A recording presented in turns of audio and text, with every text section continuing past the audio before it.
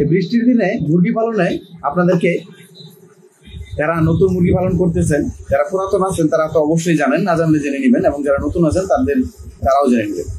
এই বৃষ্টির সময় অবশ্যই যে দিকটা খেয়াল রাখবেন সেটা হচ্ছে, প্রথম দিক হচ্ছে লিটার পরিষ্কার আছে কিনা বা লিটারটা শুকনো আছে কিনা।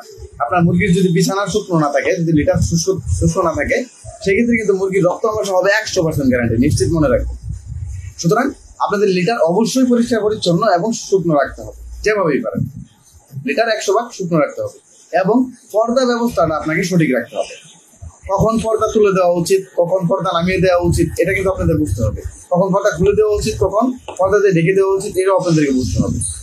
মুরগির ঘরে কখন গ্যাস হচ্ছে এবং কখন ঠান্ডা বেশি পড়ে যাচ্ছে বা পানি ঢুকে যাচ্ছে, এই দিকটাও আপনাদের খেয়ালের মধ্যে রাখতে হবে। যদি এটা না রাখেন তাহলে কিন্তু মুরগি বিপদের মধ্যে পড়ে যাবে।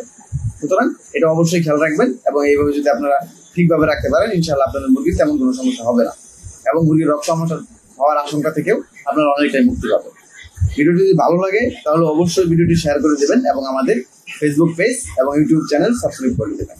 ধন্যবাদ।